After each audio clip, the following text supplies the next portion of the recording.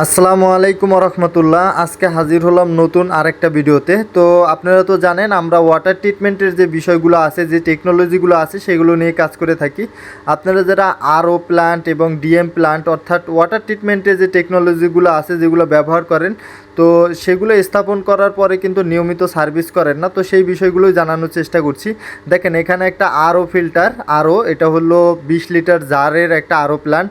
এই প্ল্যান্টটা দীর্ঘদিন চলছে কিন্তু তারা সঠিকভাবে সার্ভিস করতে পারে নাই। দেখেন কি পরিমাণ ময়লা বের হচ্ছে। এরকম পরিমাণ যদি ময়লা বের হয় ভেসেল থেকে, ঠিকভাবে যদি আপনারা ওয়াশ না করেন তাহলে কিন্তু খুব দ্রুতই এই কেমিক্যালগুলো নষ্ট হয়ে যেতে পারে। তো আমি মগে করে পানি নিয়ে আপনাদেরকে দেখাচ্ছি। দেখেন ভেসেলের ভিতরে কীভাবে ময়লাগুলো জমে আটকে আছে। তো আমি এখানে আসলাম, যাই হোক আসার পরে ভালোভাবে একটা সার্ভিস করে দিলাম। তো অবশ্যই আপনারা সার্ভিস করবেন ভালোভাবে। তো আমরা যখন সেট আপ করে দিয়ে আসি আপনাদের কিন্তু শিখিয়ে দিয়ে আসি। তারপরও কেউ কিছু না জানলে অবশ্যই আমাকে কল করতে পারেন ভিডিও ডিসক্রিপশনে দেওয়া নাম্বারটিতে। তো দেখেন এখানে আরেকটা প্ল্যান্ট, এই প্ল্যান্টে হচ্ছে ব্যাটারির পানিটা তৈরি হয়, যেটাকে আমরা ডিএম প্ল্যান্ট বলি। অর্থাৎ ডিএম পানির মানটা কিন্তু আপনার ইন্ডাস্ট্রিয়াল অনুযায়ী 10-এর ভিতরে থাকতে হয়, 0 থেকে 10 TDS-এর ভিতরে থাকতে হয়। এই জিনিসটা অবজার্ভ করাটা খুবই কঠিন একটা কাজ।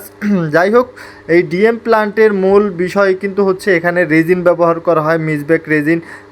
পানির যে হার্ডনেসটা, সেই হার্ডনেসটা কমানোর জন্য রেজিন আরও অনেকগুলো কাজে ব্যবহার করা হয়।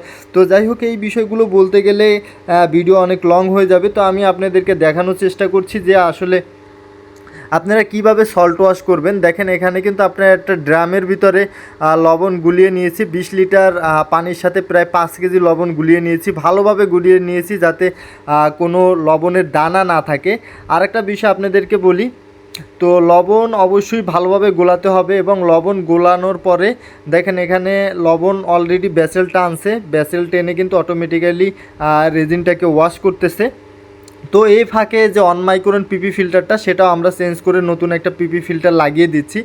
আর লবণ ফিল্টারের বিষয়টা আপনাদের বলি, লবণ ভেসেলের ফিল্টার যেটা, সেটার বিষয়টা হচ্ছে লবণ খাওয়ানোর পরে মিনিমাম আধা ঘন্টা, একজ্যাক্টলি আধা ঘন্টার উপরে আপনার মেশিনটাকে ইনক্লুডিং অফ করে রাখতে হবে। এর অন্যতম কারণ লবণটা যখন রেজিনের ভিতরে মিক্স হলে এটার যে ময়লাটা ধরে রেজিনে, ওইটা ছাড়তে একটু সময় লাগে।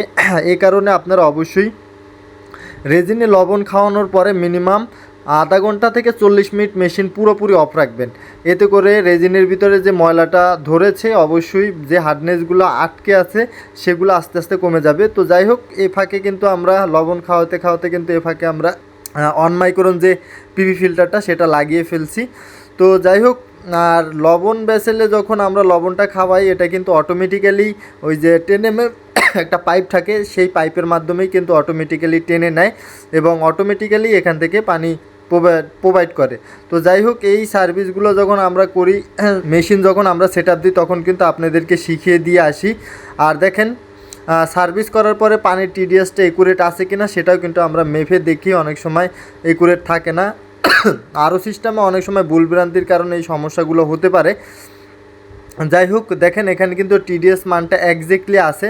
তো যাই হোক, এই বিষয়গুলো অবশ্যই তাৎক্ষণিক খেয়াল রাখতে হয়। আপনারা যারা এই সিস্টেম ব্যবহার করেন অবশ্যই টিডিএস মিটার একটা সাথে রাখবেন, এতে করে পানির টিডিএস মানটা আপনাদের পর্যবেক্ষণ করতে অনেক সুবিধা হবে।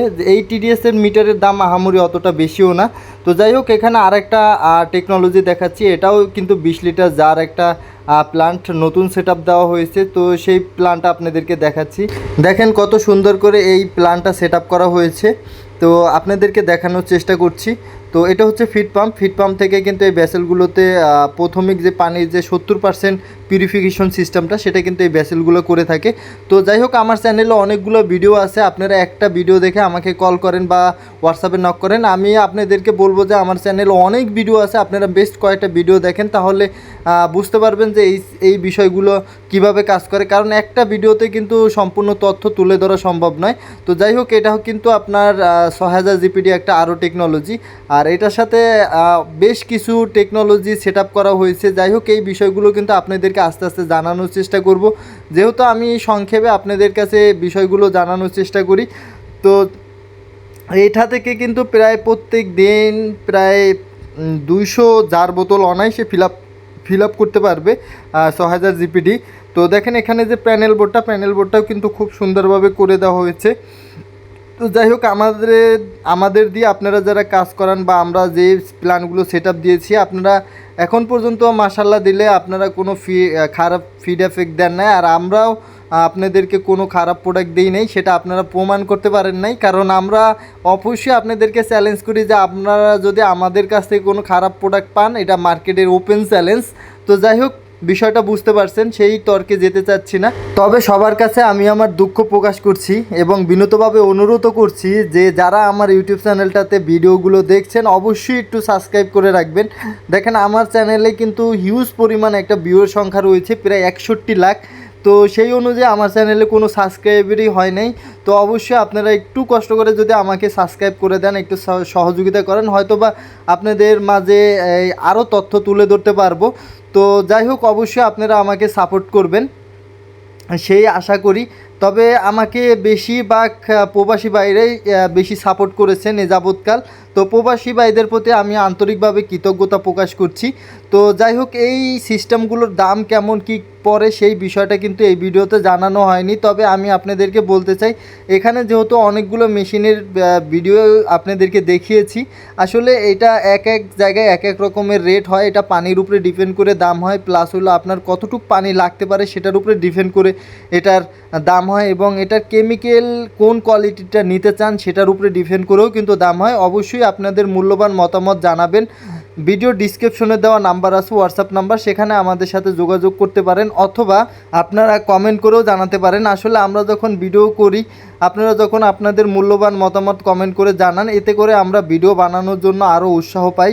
অবশ্যই সবাই আমাদেরকে সাপোর্ট করবেন। তো আজকের ভিডিওটা এখানেই শেষ করতে চাচ্ছি, আবারও দেখা হবে অন্য কোনো ভিডিওতে।